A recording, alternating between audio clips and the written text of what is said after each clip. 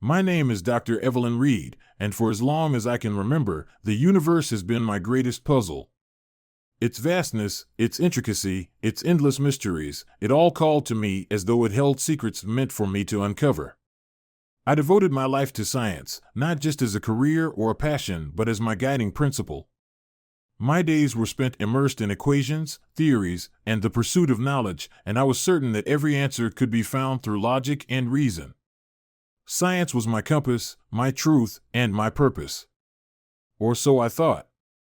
As a child, I was the curious one, the one who never stopped asking questions. My parents would often laugh about how I seemed to take apart the world around me just to see how it worked. Why was the sky blue? How did the stars stay in the sky? Why did things fall to the ground? These questions weren't just idle musings, they were my obsession. I sought logical explanations for everything, even at a young age, and I was relentless in my pursuit of the truth. My fascination with the natural world drove me to spend hours with books, tinkering with experiments, and staring up at the stars. It was clear to me even then, science was my only truth. When I grew older, this unquenchable curiosity led me to astrophysics, the study of the cosmos, the ultimate frontier. I threw myself into my studies with an intensity that surprised even me, and I quickly rose through the ranks of my field. I studied the birth of stars, the behavior of black holes, and the fundamental laws that governed the universe. I felt privileged to be part of the effort to unravel the mysteries of existence, to hold even a tiny piece of the infinite puzzle that was the cosmos. This was my passion, and I was certain that I had found my purpose in life. For much of my life, I considered myself an agnostic. I wasn't hostile to the idea of a higher power, but I didn't see the need for one. To me, everything could be explained by science. The universe was governed by laws, unchanging, measurable, and logical. The idea of a divine being seemed unnecessary, a relic of a time when humanity lacked the tools to understand the world. My worldview was firmly rooted in logic and evidence, and I believed that anything beyond that was nothing more than wishful thinking. I saw religion as an antiquated concept, something that people clung to out of fear or ignorance. Faith, in my eyes, was a weakness, a crutch for those who couldn't face the harsh realities of existence. It was beyond me how anyone could choose belief over evidence, emotion over reason. To me, the universe was beautiful precisely because it was indifferent, because it didn't require a higher power to exist. I was convinced that my perspective was the only logical one, and I dismissed anything that hinted at the supernatural. I trusted the scientific method above all else. It was my anchor, my guide, my strength. The pursuit of knowledge was my mission, and I believed that through reason and experimentation, humanity could solve any problem and answer any question. I thought I was unshakable, that my reliance on logic made me invulnerable to doubt or fear. Science was my fortress, and I was secure within its walls. Even death didn't scare me. I believed that when the time came, I would simply return to stardust, my atoms scattered back into the universe. It was a natural part of existence, just another process governed by the laws of physics. I found comfort in the idea that I was part of something larger, even if that something was impersonal and indifferent. Death was not an end to be feared, but a transition, a redistribution of matter and energy. But recently, something began to change. Strange occurrences started happening in my lab, equipment malfunctioning without explanation, readings that defied all logic, anomalies that couldn't be accounted for. At first, I dismissed them as technical glitches or human error, but as the incidents became more frequent, I couldn't ignore them. Something was happening, and for the first time in my career, I didn't understand what it was. I began to feel a strange sense of unease. My focus wavered, my experiments grew increasingly erratic, and I started to question my abilities. It was as though the foundation on which I had built my life was beginning to crack. I felt like I was losing myself, and I didn't know how to stop it. The unease grew stronger with each passing day. I felt as though something was pulling me in a direction I didn't want to go, something I couldn't see or explain. It was an unfamiliar sensation, and it terrified me. I had always prided myself on my rationality, but now my own mind felt like a stranger. One night, I was in the lab, conducting yet another experiment in an attempt to make sense of the anomalies. It was late, and the building was empty. The obsession to find answers had consumed me, and I was blind to everything else. As I adjusted the equipment, something went terribly wrong. The device overloaded, and in an instant, there was a blinding flash of light and a deafening noise. I felt myself being thrown backward, my body slamming into the floor. And then, everything changed. I felt myself leaving my body. The pain was gone, replaced by an overwhelming sense of calm and peace. It was as though I had been freed from the weight of existence, from the constraints of the physical world.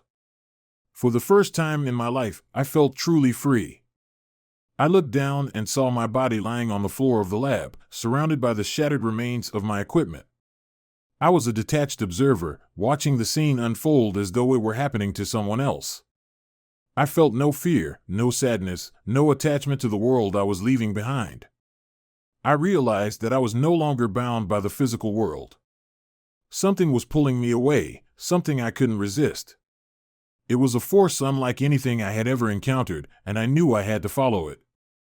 The light appeared, not as an electromagnetic phenomenon, but as an intense presence of love and intelligence. It called out to me, drawing me closer with an irresistible pull. My scientific reasoning failed me, and I found myself accepting this new experience without question. As I moved toward the light, I traveled through a tunnel that seemed to transcend time and space. My questions were replaced with understanding, my fears with peace. It was as though everything I had ever sought was being revealed to me, and all I had to do was let go. When I reached the source of the light, I saw him. Jesus. But he was not the figure of myth or legend I had dismissed for so long. He was an entity of compassion and pure love, radiating a presence that I could only describe as home. Jesus didn't speak to me in words, but through a deep understanding that resonated within my very being. I felt seen, known, and loved in a way I had never thought possible. It was as though every question I had ever asked, every doubt I had ever harbored, was answered in his presence. He said to me, "You sought truth in science, but I am the source of all truth and knowledge. My love is the answer to your seeking." He explained that my near-death experience was no accident. It was a gift, an opportunity to see that the universe is governed not only by laws, but also by love. He was the key to salvation, the missing piece I had been searching for without even realizing it. Jesus showed me his life, his teachings, his miracles, his sacrifice on the cross. It was not a story of suffering, but of love, a love so profound that it encompassed all of humanity. I understood, in that moment, that he had done this for me. He said, "I have freed you from the burden of striving for perfection. My grace is a gift that I offer freely to you. All you need to do is accept it." In his presence, I realized that faith was not the opposite of reason, but a leap into something greater. It was an acknowledgement that some truths lie beyond the reach of science, and that love is the most important truth of all. Jesus showed me heaven, a place of unimaginable love, joy, and harmony. It was a realm where science and spirit intertwined, where all knowledge converged into a singular truth, his love. He also showed me the separation from his love, a place of darkness and emptiness. It was not a punishment, but the natural consequence of turning away from him. He wanted to protect everyone from this, and he asked me to help. "Your purpose is not just to explore the physical world," he said, "but to reveal my love to others. You are to be my messenger." Jesus promised that he would guide me, that I would never be alone, and that my life would take on a new course. He showed me how my work as a scientist could become a channel for his love, how my gifts could serve a higher purpose. I felt his love filling me completely, and I understood that his grace was something I could never earn. It was a gift, freely given, and all I had to do was open my heart to it. He said, "Your strength comes from your faith in me, not in your own reasoning. Trust me, and I will lead you." Jesus revealed that my life would be a testimony to his love, a bridge between science and spirit. He asked me to let go of my pride, to surrender my fears, and to embrace the path he had laid before me. And then, gently, I felt a pull. It was time to return. When I opened my eyes, I was back in my body, lying on the floor of the lab. My wounds hurt, but my heart was full. I knew that my life had changed forever. I woke up in the hospital, surrounded by doctors and nurses who had no explanation for what had happened. I realized that I had been given a second chance, not just to live, but to share the truth I had found in Jesus. I began telling my story, describing how I had met him in the light, how he had revealed the ultimate truth to me. Some listened, others dismissed me, but I knew my purpose was clear. Science had been my way of understanding the universe, but now I saw it as part of a greater whole. The answers I had been seeking were not in equations or theories, but in him. Through him, I found a fusion of science and spirit, a way to unite the two paths I had always thought were separate. I understood that the universe was not just a machine, but a creation born of love. I continued my work as a scientist, but now it was infused with a new purpose. My research became a way to glorify him, to explore the beauty of his creation, and to help others see his love. And so, my journey continues. I am no longer just a seeker of knowledge, I am a messenger of his grace. Through him, I have found the answers I was looking for, and so much more. I began to see the world differently after that profound experience. The equations and theories that once consumed me now seemed like mere glimpses into something far greater. The universe was no longer just a collection of particles and forces, it was alive with purpose, woven together by a love that surpassed my understanding. My life, my work, and everything I thought I knew now felt like threads in a much grander tapestry, one crafted by the hands of the Creator himself. Returning to my lab was surreal. The equipment that had once been my sanctuary now felt oddly foreign, like tools I had once mastered but no longer trusted completely. I reviewed the data from the experiment that had altered my life, but there were no answers to be found. The readings were erratic, the results inconclusive. It was as if the event had occurred outside the boundaries of natural law, something my scientific mind struggled to reconcile. Yet, I was no longer bound by the need for absolute proof. Jesus had shown me that not everything could be measured, cataloged, or explained.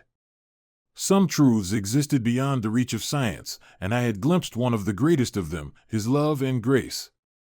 I began to share my story cautiously at first, unsure of how my colleagues and friends would react.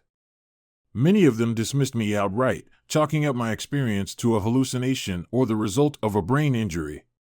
Near-death experiences are just chemical reactions in the brain, one colleague said, his tone dismissive. I didn't argue. I understood their skepticism because I had once shared it.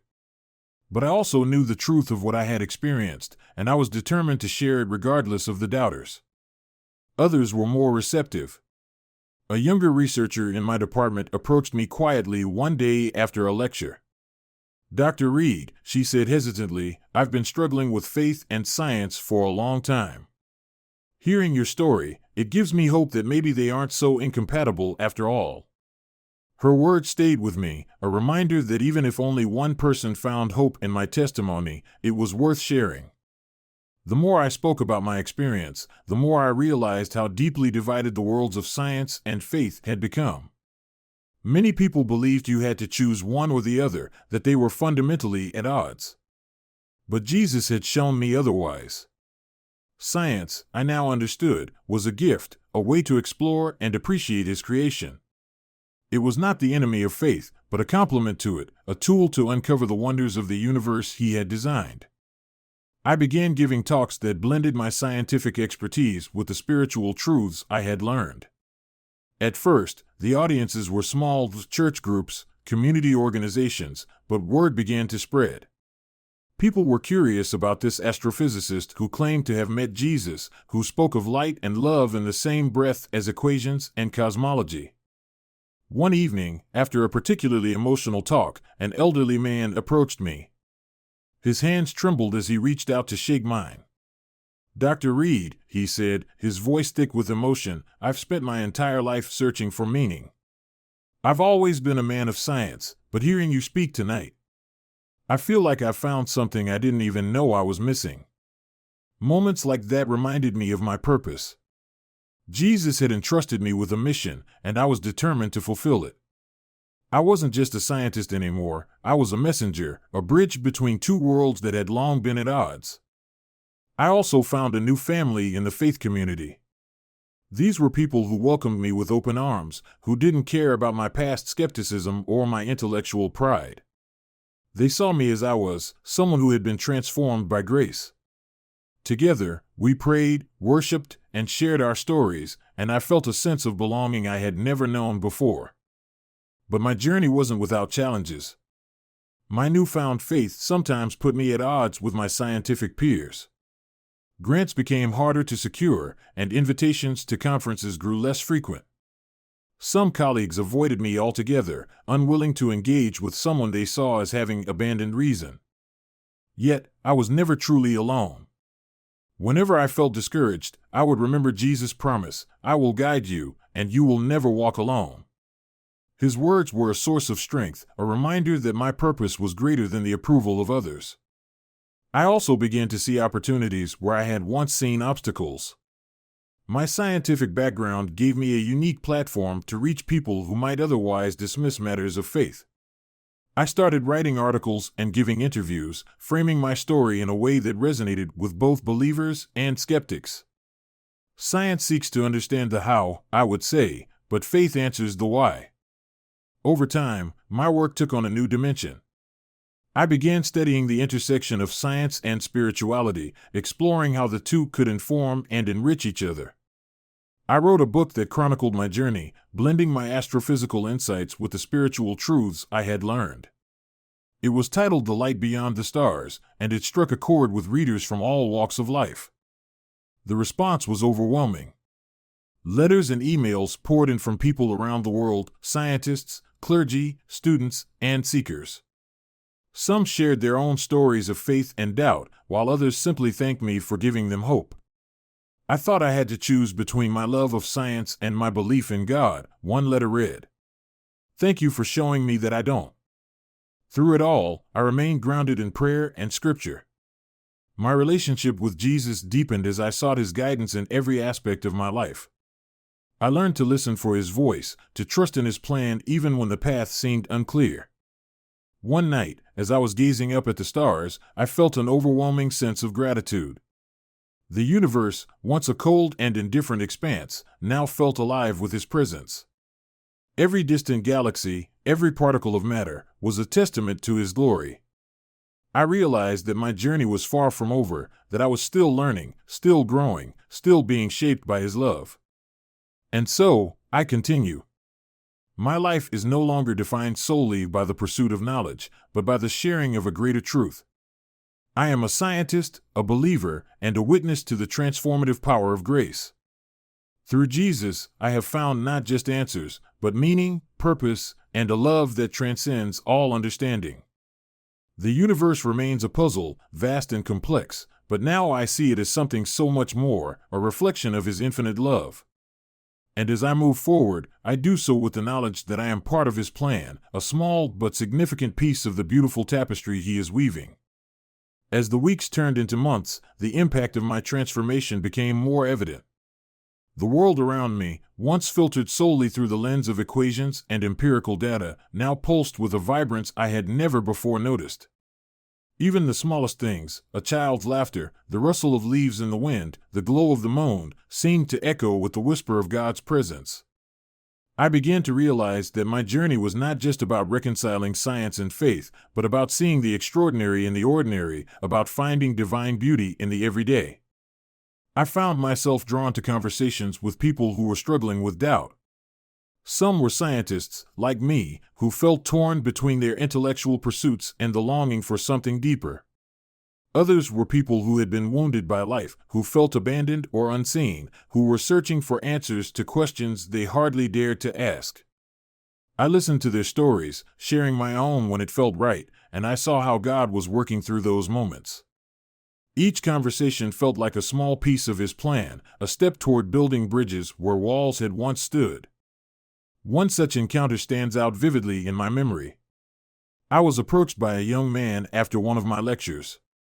His name was Ryan, and he was studying physics at a nearby university. He looked nervous as he introduced himself, clutching a notebook to his chest like a shield. "Dr. Reed," he said, his voice hesitant, "I don't know if I believe in God, but I can't stop thinking about what you said. About how science and faith don't have to be enemies. How did you make sense of it all?" His question was one I had grappled with myself, and I understood the vulnerability it took to ask it. I told him about my journey, the doubts, the revelations, the way Jesus had met me in the midst of my skepticism. It wasn't about abandoning reason, I explained. It was about expanding it. Faith didn't replace my understanding of the universe, it deepened it. It gave me context, meaning, and a sense of wonder I had never known before. Ryan nodded thoughtfully, his expression a mix of curiosity and cautious hope. "Do you think I could ever feel that?" he asked quietly. I smiled and said, "I think you already are. The fact that you're asking these questions means you're open to the possibility. And that's where it begins." Ryan and I kept in touch after that conversation. Over time, he began to explore his faith, attending church services and reading scripture alongside his physics textbooks. Watching his journey reminded me of my own, and it filled me with gratitude for the way God works in each of us, meeting us where we are and guiding us toward Him in ways we can understand. As my story continued to spread, I started receiving invitations to speak at universities, conferences, and even churches. At first, the idea of standing in front of large audiences made me nervous. I was used to presenting research findings, not sharing my personal experiences of faith. But each time I stepped onto a stage, I felt Jesus' presence with me, steadying my nerves and giving me the words to say. I spoke not as an authority, but as a witness, someone whose life had been transformed by grace. One of the most humbling moments came when I was invited to speak at a prestigious scientific symposium. The audience was filled with some of the brightest minds in the world, people who had dedicated their lives to the pursuit of knowledge. As I stood before them, I felt the weight of the moment, the opportunity to share not just my findings, but my faith. I began by recounting my near-death experience, describing the anomalies in the lab and the journey that had led me to Jesus. I spoke of the light, the love, and the truths He had revealed to me. "I used to believe that science held all the answers," I said, my voice steady. "But now I understand that science is just one part of a much larger picture. It helps us understand the how, but it cannot answer the why. That answer lies in Him." The room was silent as I spoke, the usual murmur of side conversations replaced by an attentive stillness.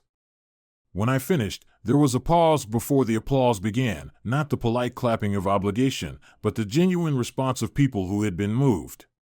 Afterward, several attendees approached me, some with questions, others simply to thank me for sharing my story. One woman, an esteemed biologist, said through tears, "I've always felt like there was something missing in my work, something I couldn't quite name. Hearing you speak tonight, I think I finally understand what it is." Moments like these reaffirmed my purpose. I wasn't just sharing my story for the sake of telling it, I was planting seeds, trusting that God would nurture them in His time. Some seeds would take root immediately, while others might lie dormant for years. But knowing I was part of His plan, no matter how small my role, filled me with a sense of peace and fulfillment. At the same time, I continued my scientific research, now with a renewed sense of wonder. I saw my work not as an end in itself, but as a way to glorify God by exploring the intricacies of His creation. The equations and models that once seemed so abstract now felt alive with meaning, each one a reflection of His divine order. I began collaborating with other scientists who shared my perspective, and together we explored ways to integrate faith and science in meaningful and respectful ways. One of our projects involved studying the fine-tuning of the universe, the precise conditions that allow life to exist.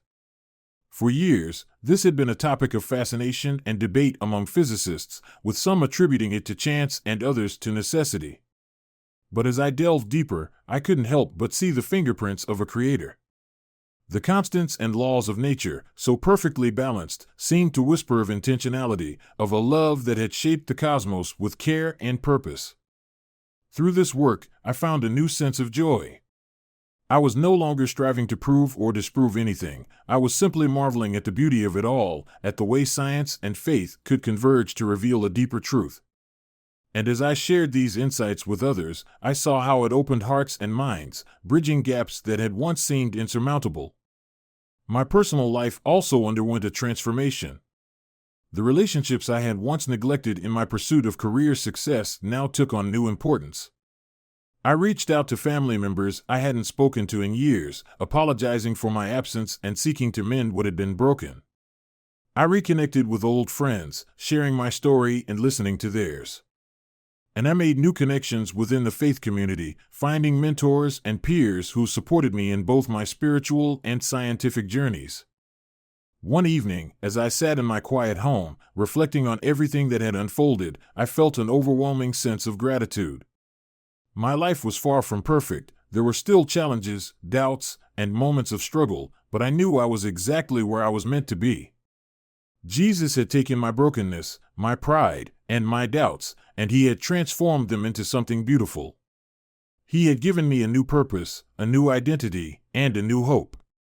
And so, I press on, guided by His love and grace. My journey is far from over, but I walk forward with confidence, knowing that He is with me every step of the way.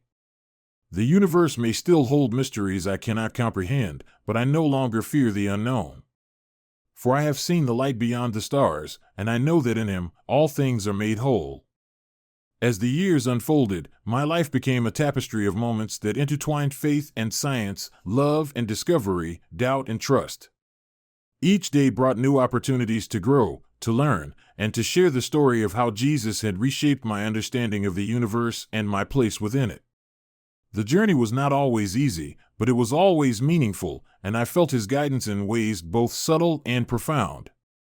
One of the most impactful chapters of this journey began when a major scientific journal published an article I had written about my near-death experience and its implications for the relationship between science and spirituality. The piece was titled "A Universe of Wonder: Bridging the Divide Between Logic and Faith." It was a deeply personal essay, part memoir, part scientific reflection, and part call to action. I knew it would be polarizing, but I also knew it was important to share. The response was massive and immediate. Emails flooded my inbox, some praising my courage, others questioning my sanity.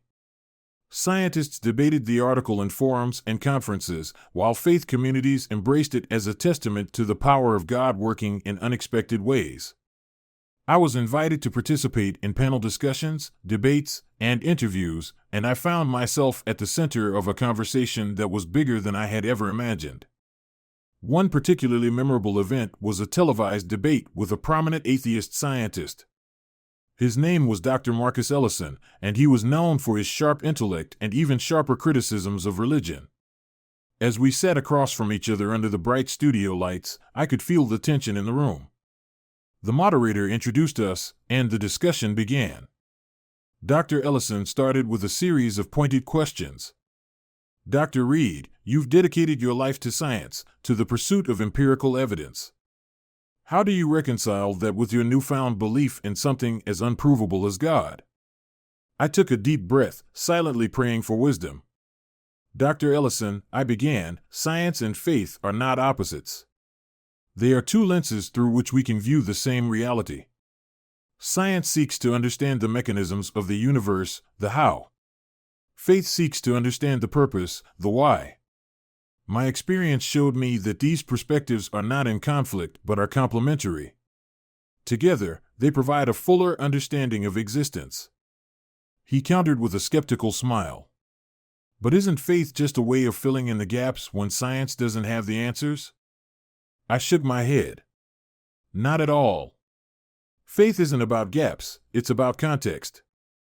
Science explains the processes that govern the universe, but it can't explain why those processes exist in the first place or why they are so finely tuned to allow life. Faith provides the framework that gives those processes meaning. It's not about abandoning reason, it's about acknowledging that reason alone cannot answer every question." The debate continued for nearly an hour, and while Dr. Ellison and I didn't agree on everything, the discussion was respectful and thought-provoking. Afterward, several audience members approached me, thanking me for sharing my perspective. One young woman said, "I've always felt like I had to choose between my love of science and my faith in God. Hearing you tonight made me realize I don't have to choose. Thank you." Moments like that reminded me of why I had been called to this path. It wasn't about winning arguments or proving anyone wrong. It was about planting seeds of understanding, about showing people that the search for truth could lead them to both the stars and the cross. As my platform grew, I felt a deep responsibility to use it wisely. I began developing workshops and seminars aimed at young scientists, encouraging them to explore the intersection of their faith and their work. These events were often small, intimate gatherings where participants felt safe to ask questions and share their struggles. We discussed everything from the ethical implications of scientific advancements to the spiritual awe inspired by the vastness of the cosmos. One young man, a biology major named Javier, stood out during one of these workshops. He had been quiet throughout most of the session, but as we wrapped up, he raised his hand. "Dr. Reed," he began, his voice tinged with hesitation, "I've always felt like science was my way of understanding God's creation, but I've been afraid to say that out loud. In my classes, it feels like faith is something you have to hide. How do you stay true to both?" His question hit close to home. I had struggled with the same fear early in my career. I told him, "Javier, staying true to both requires courage, but it also requires humility. You don't have to have all the answers, and it's okay to live in the tension between what you know and what you believe. God gave us the gift of curiosity and intellect, and using those gifts to explore His creation is a form of worship. Never be ashamed of that." Javier nodded, and I could see the weight lifting from his shoulders. Over the years, I've kept in touch with him, watching as he navigated his path with a newfound confidence. He went on to become a researcher who openly integrated his faith into his work, and he often credited our conversation as a turning point in his life. In my personal life, the transformation I had experienced continued to ripple outward. I became more intentional in my relationships, prioritizing time with family and friends in a way I never had before.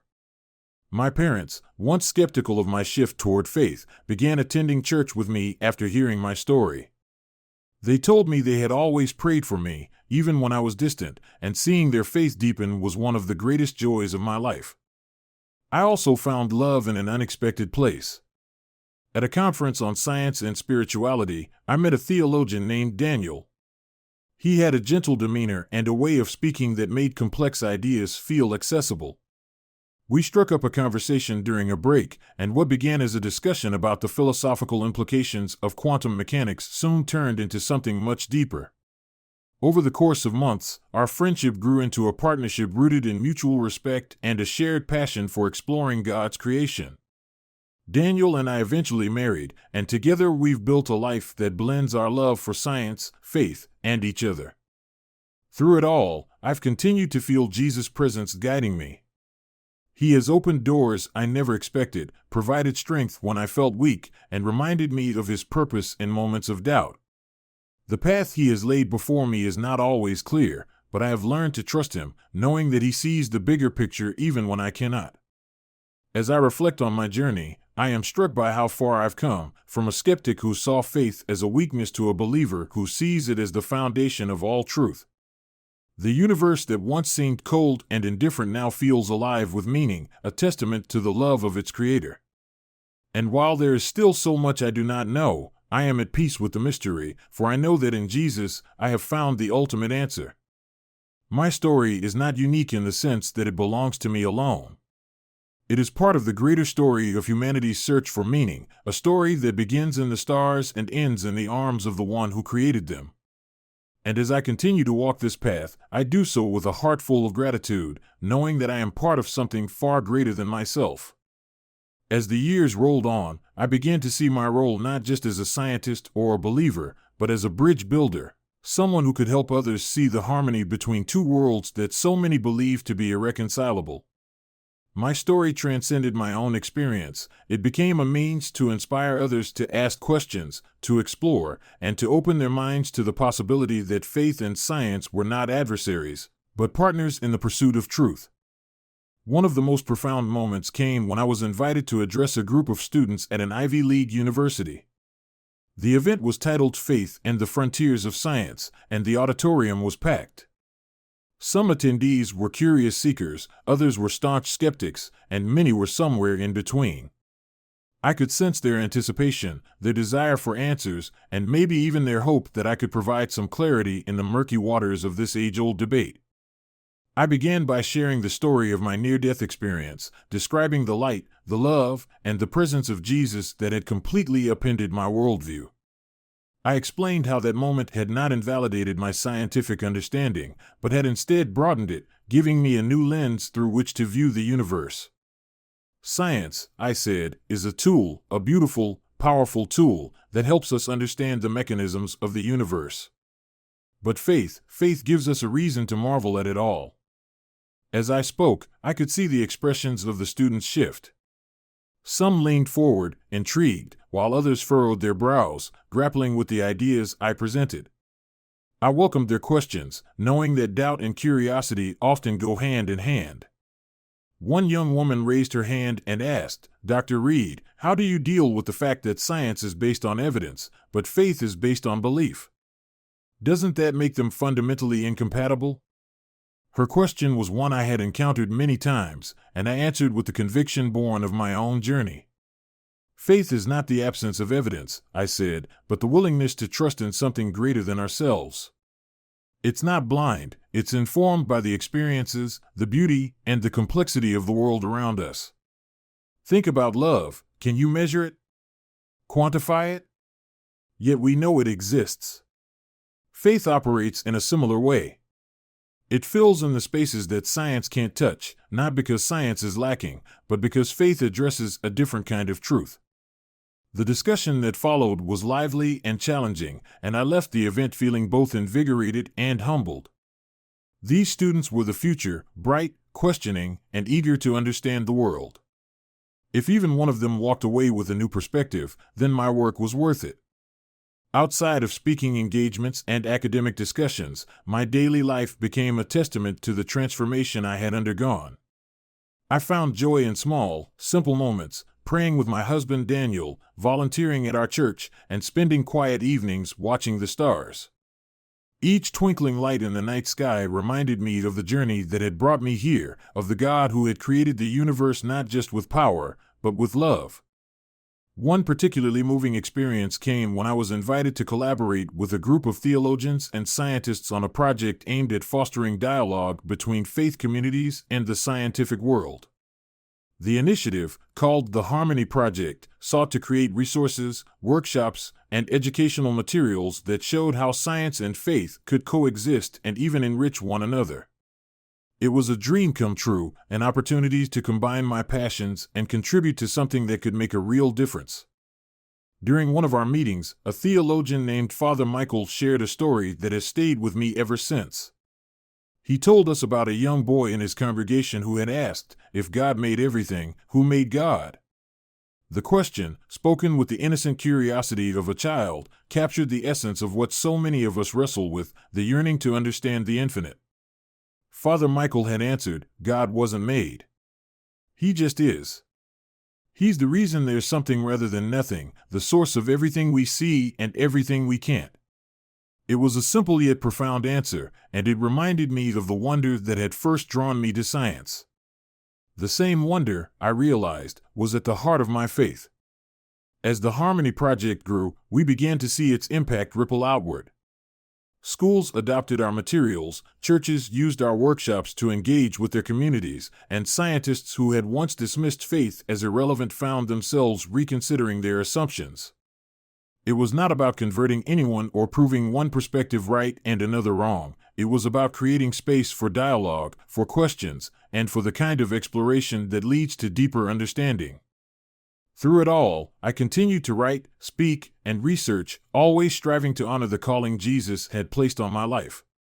My work as a scientist took on new dimensions as I explored questions that bridged the material and the spiritual.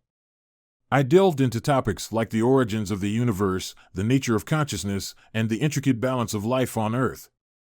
Each discovery, each breakthrough, felt like a glimpse into the mind of God, a reminder of His infinite creativity and love. Of course, there were challenges. Not everyone was receptive to my message, and I faced criticism from both sides of the divide. Some in the scientific community accused me of abandoning reason, while certain faith leaders questioned my commitment to God because of my continued reliance on science. It was painful at times, but I held on to the truth that had been revealed to me. I knew that Jesus had called me to this path, and I trusted Him to guide me through the obstacles. One evening, as I was reviewing some notes for an upcoming lecture, I received an email from a man named Charles. He introduced himself as an astrophysicist who had read one of my articles and felt compelled to reach out. "Dr. Reed," he wrote, "I've spent my entire career searching for answers in the stars, but your story has made me realize I've been looking in the wrong places. For the first time in my life, I'm beginning to wonder if there's something or someone greater out there. Thank you for giving me the courage to ask." I stared at the screen for a long moment, tears welling in my eyes. Charles's message was a reminder of why I did what I did. It wasn't about accolades or recognition. It was about touching lives, about pointing people toward the one who had transformed my own life so completely. As I replied to Charles, offering words of encouragement and an invitation to continue the conversation, I felt a deep sense of gratitude. My journey had been unexpected, challenging, and at times overwhelming, but it had also been beautiful, filled with moments of grace that reaffirmed my faith in the one who had called me. And so I continue, one step at a time, one conversation at a time, one discovery at a time. The universe remains as vast and mysterious as ever, but I no longer see it as an enigma to be solved. I see it as a gift, a reflection of the Creator's love and creativity. My role is not to conquer it, but to marvel at it, to explore it with humility and wonder, and to share the truth I have found with anyone who is willing to listen. Jesus once told me that my purpose was to bridge the gap between science and faith, to reveal His love through my work and my story. It is a purpose I carry with me every day, and I am humbled by the opportunity to serve Him in this way. For in Him, I have found not just the answers I sought, but the love, peace, and joy that I never knew I needed. The years that followed were a testament to the depth of God's plans, far greater and more intricate than anything I could have imagined. My work continued to evolve, not just in the laboratory or lecture hall, but in the lives of those I encountered. Each interaction, each moment of dialogue, seemed to carry a weight beyond its surface meaning. People were searching for connection, for purpose, for truth, and somehow, through God's grace, my journey had become a beacon that pointed them towards something greater. One of the most transformative experiences of this new chapter came when I was invited to speak at an international conference on the ethics of artificial intelligence. The invitation surprised me at first. My work had primarily focused on astrophysics and the interplay between science and faith. But as I reflected on the topic, I realized that it was deeply connected to the questions I had been exploring all along. What does it mean to be human? What is our purpose in the universe? And how do we navigate the tension between human ingenuity and divine intention? The conference was held in Geneva, a city steeped in history and intellectual discourse. As I prepared my keynote address, I prayed for clarity and wisdom. I knew the audience would be diverse: scientists, ethicists, theologians, and policymakers from around the world, and I wanted my words to resonate across their varied perspectives. My speech, titled "The Soul in the Machine: Humanity, Ethics, and the Image of God," sought to bridge the gap between technological innovation and spiritual understanding. I began by acknowledging the incredible advancements in artificial intelligence, from machine learning to autonomous systems, and the potential these technologies held to transform society. But alongside these advancements, I said, we must grapple with deeper questions. What defines us as humans? Where does our worth come from? And how do we ensure that the technologies we create serve not just our progress, but our humanity? As I spoke, I wove in the story of my own transformation, how I had once believed that humanity's value lay solely in our ability to reason, to innovate, to solve problems. But my encounter with Jesus had shown me a deeper truth, that our worth comes from being made in the image of God, from being loved unconditionally by our Creator. Artificial intelligence may mimic human behavior, I said, but it cannot replicate the soul, the spark of divinity that sets us apart. That spark is both a gift and a responsibility. The room was silent as I concluded, and for a moment I wondered if my words had landed. But then, the applause began, tentative at first, then growing in strength. After the session, several attendees approached me to share their thoughts. A researcher from Japan thanked me for addressing the ethical dimensions of AI with sensitivity and depth. A theologian from South Africa said my talk had given her new insights for her own work. But the conversation that stayed with me the most was with a young engineer named Sophie. She found me in the hallway after the session, her face a mixture of curiosity and hesitation. "Dr. Reed," she began, "I'm developing AI systems for healthcare, and I've always thought of my work as purely technical. But listening to you, it made me realize that there's a moral dimension I've been ignoring. You said our worth comes from being made in the image of God. Do you really believe that applies to everyone? Even people who don't believe?" Her question was profound, and I could see how much it mattered to her. "Yes," I said gently. "God's love doesn't depend on our belief in Him. It's a gift, freely given, to all of us. And understanding that changes everything. It shapes how we treat each other, how we approach our work, and how we see ourselves. Your work in healthcare is a beautiful way to reflect that love, whether you realize it or not." Sophie nodded, her expression thoughtful. "I've never thought about it that way," she said. "But maybe I should start." Moments like that reminded me of the ripple effect of faith, how a single conversation, a single insight, could plant a seed that might one day grow into something extraordinary. I didn't always see the full impact of my words or actions, but I trusted that God was working through them in ways I couldn't comprehend. Back home, my life continued to be a blend of the ordinary and the extraordinary. I spent my days researching, writing, and mentoring students, finding joy in the process of discovery and the privilege of guiding others on their paths. Daniel and I grew closer with each passing year, our shared faith deepening our bond and giving us a foundation that weathered every challenge. We often spent evenings in quiet prayer, thanking God for the journey that had brought us together and asking for His guidance in the work that lay ahead. One evening, as we sat on our porch watching the stars, Daniel turned to me with a thoughtful expression. "Evelyn," he said, "have you ever thought about writing a book about all of this? Not just your story, but everything you've learned about faith, science, and the search for meaning?" I hesitated. I had written articles and given countless talks, but the idea of compiling it all into a book felt daunting. "Do you think it would make a difference?" I asked. He smiled. "It already has. You've touched so many lives with your story. A book would just be another way to reach people, to show them that they don't have to choose between reason and faith." His words stayed with me, and over the next few months, I began to outline what would become my second book, Infinite Wonder, A Scientist's Journey to Faith. Unlike my first book, which had focused primarily on my personal transformation, this one delved deeper into the questions that had shaped my journey. How do we reconcile the vastness of the cosmos with the intimacy of God's love? How do we navigate a world that often pits science and faith against each other? And how can we live lives that honor both our intellect and our spirit? The writing process was both challenging and rewarding, forcing me to articulate ideas that had often been more intuitive than explicit. I drew on my experiences, my research, and my conversations with people from all walks of life. I explored the awe-inspiring complexity of the universe, from the delicate balance of the forces that govern it to the beauty of its smallest particles.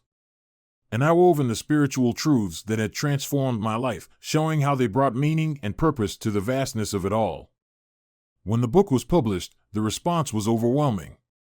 Readers from around the world reached out to share how it had impacted them. Some found hope in its pages, others found validation for questions they had long been afraid to ask. A teenager from India wrote to say that it had inspired her to pursue a career in astrophysics without abandoning her faith. A pastor in Brazil told me it had given him new ways to connect with the young scientists in his congregation. And a retired physicist in Germany said it had rekindled a sense of wonder he thought he had lost. Through it all, I was reminded that my story was not really mine, it was God's story, unfolding through me and reaching out to touch others in ways I could never predict. Each step of the journey, each milestone and setback, was part of His plan, and I was simply a vessel for His work. And so, I continue to walk this path, one illuminated by both the light of the stars and the light of His love. The universe remains vast and mysterious, but I no longer see it as something to conquer or explain away. I see it as a testament to the Creator's infinite imagination, a canvas painted with purpose and beauty. And as I move forward, I do so with a heart full of gratitude, knowing that every question, every discovery, and every conversation is part of the greater story He is writing, a story that begins and ends in Him. As the seasons of life continued to turn, I found myself stepping into roles I had never anticipated. My work as a scientist, speaker, and writer had opened doors I couldn't have dreamed of, and I began to see how God was orchestrating something far greater than I could fully comprehend. It was no longer just about my own journey of reconciling faith and science. It was about creating spaces where others could wrestle with the same questions, find their own answers, and glimpse the beauty of a Creator who meets us wherever we are. One of the most unexpected opportunities came in the form of an invitation to serve as an advisor to an interfaith council on science and ethics. This council, composed of leaders from various religious and scientific communities, sought to address some of the most pressing issues of our time: climate change, genetic engineering, space exploration, and the ethical implications of artificial intelligence. It was a daunting task, but one I felt honored to undertake. The council meetings were unlike anything I had ever experienced. Around the table sat individuals from diverse backgrounds: rabbis, imams, priests, monks, scientists, and philosophers, each bringing their unique perspectives to the discussions. At times, the debates grew heated as differing worldviews clashed over questions of morality, responsibility, and purpose. But there were also moments of profound unity when we recognized that, despite our differences, we shared a common goal: to use our knowledge and resources to serve humanity and honor the sacredness of life. One particularly memorable discussion centered on the ethics of terraforming other planets, a concept that had once seemed like science fiction but was now becoming a serious consideration in light of advancements in space exploration. As we debated the implications, I found myself reflecting on the balance between human ingenuity and divine stewardship. If we are to carry life beyond Earth, I said, we must do so with humility and reverence, recognizing that the same God who created this planet also created the cosmos. Our role is not to dominate, but to care for and respect the worlds we encounter. My words seemed to resonate, and I noticed several heads nodding around the table. After the meeting, a young astrophysicist approached me. "Dr. Reed," she said, "I've always felt torn between my fascination with space exploration and my belief that we should focus on fixing the problems here on Earth. What you said today, it helped me see that the two aren't mutually exclusive. Thank you." Moments like that continue to reaffirm my sense of purpose. I wasn't there to provide all the answers, I didn't have them. But I could offer a perspective shaped by both faith and reason, one that invited others to see the world and the universe through a lens of wonder, responsibility, and love. Meanwhile, my personal life flourished in ways I had never expected. Daniel and I became mentors to young couples in our church, sharing the lessons we had learned about building a relationship rooted in faith. We also began hosting small gatherings in our home, inviting friends, colleagues, and neighbors for evenings of conversation, prayer, and fellowship. These gatherings became a source of joy and community, a reminder that the most profound connections often happen in the simplest of settings. One evening, during one of these gatherings, a close friend asked me, "Evelyn, do you ever miss the way you used to approach life? When everything was about logic and science, without the complications of faith?" Her question caught me off guard, and I took a moment to reflect before answering. "I don't miss it," I said slowly, "because it wasn't complete. Logic and science are still a huge part of my life, but they're no longer the whole picture. Faith hasn't complicated my life, it's enriched it. It's given me a sense of purpose, a source of hope, and a deeper appreciation for the mysteries I'll never fully understand. She nodded thoughtfully, and I could see her wrestling with the idea. I guess I've always thought of faith as something that asks you to turn off your brain, she admitted. But listening to you, it sounds like it's more about turning on your heart. Her words stayed with me, a reminder of how often faith is misunderstood, not just by skeptics, but by those who yearn for it but don't know where to begin. It became another layer of my mission, to show people that faith isn't about abandoning intellect, but about embracing a fuller, richer view of reality. As my work gained more visibility, I began receiving invitations to speak not just at academic and religious institutions, but at places I never thought I'd set foot in: corporate boardrooms, environmental summits, even the United Nations. Each setting brought its own challenges and opportunities, but the message remained the same, that the search for truth is not confined to laboratories or sanctuaries, but is a journey that encompasses every aspect of our lives. One particularly transformative experience was an invitation to deliver a TED Talk. The theme of the event was the future of understanding, and my talk, titled The Intersection of Stars and Souls, sought to convey how science and faith could work together to illuminate the mysteries of existence. As I stood on that stage, looking out at an audience of thousands and knowing that millions more would watch online, I felt a profound sense of responsibility. This was a chance to reach people who might never step into a church or pick up a Bible, but who were open to exploring the deeper questions of life. I began the talk by sharing a story from my childhood, how I had gazed at the stars with a sense of wonder, asking questions that would later lead me to both science and faith. I spoke of my journey as a scientist, my near-death experience, and the revelation that had transformed my life. The universe, I said, is not just a collection of particles and forces. It's a masterpiece, a reflection of a creator who invites us to explore, to question, and to marvel. Science shows us how the universe works, but faith shows us why it matters.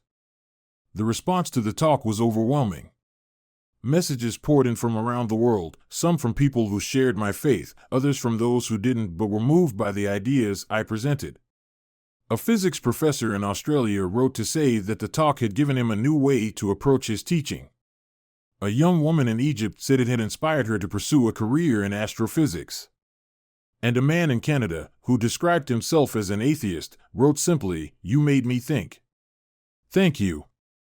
Through it all, I was reminded that my journey was not about me, it was about the God who had called me, who had taken my doubts, my pride, and my questions and used them to create something beautiful. Each step of the way, I felt His presence, guiding me, challenging me, and reminding me that the work I was doing was part of a far greater story. As I look toward the future, I don't know what lies ahead. The universe remains vast, mysterious, and full of questions I may never answer. But I no longer feel the need to have all the answers.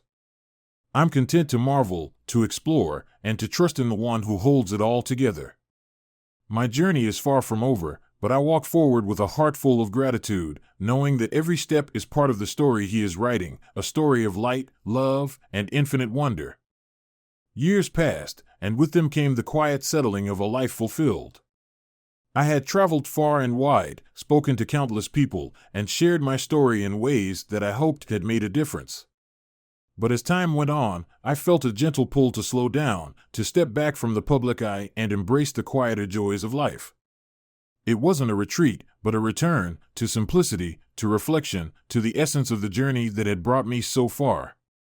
Daniel and I moved to a small town nestled in the hills, where the nights were dark enough to see the stars clearly.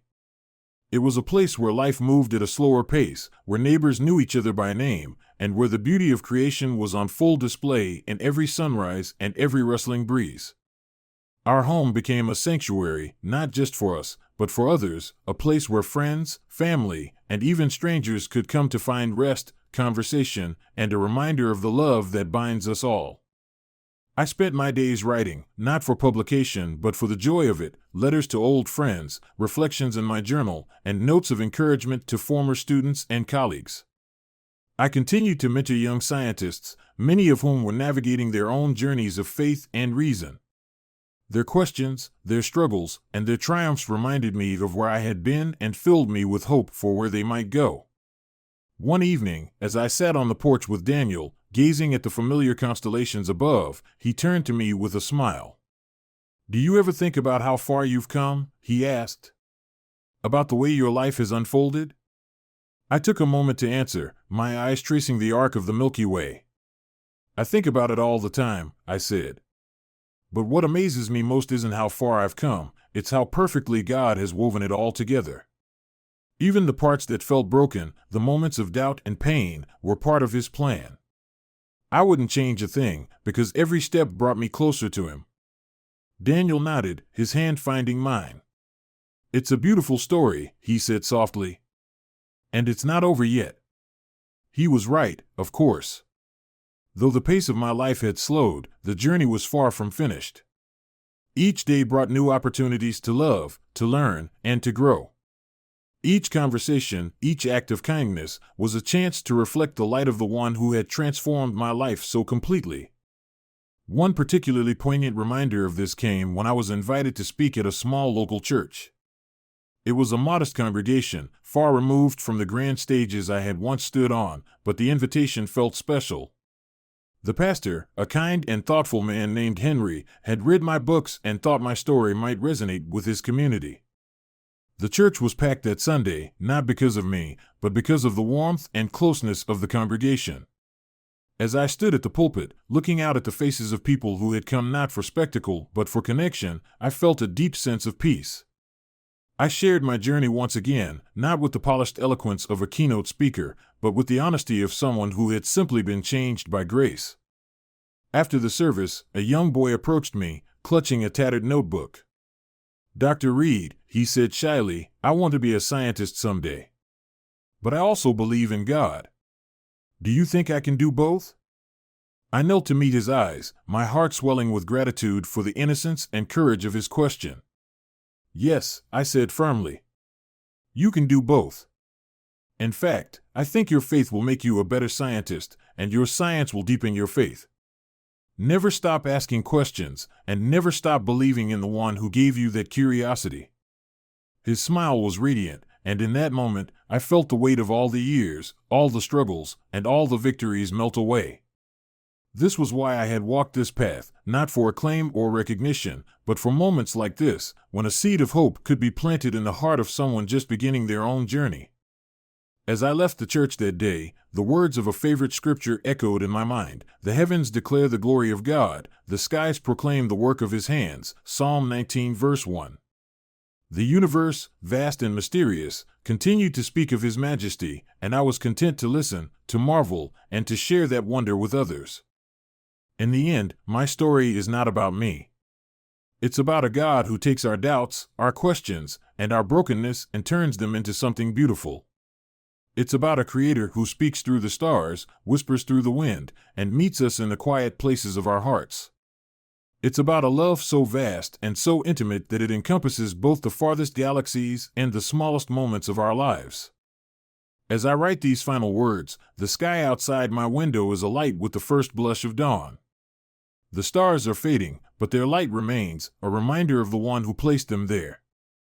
My journey is still unfolding, and I walk forward with a heart full of gratitude, knowing that every step, every question, and every moment is part of the story He is writing, a story that spans eternity.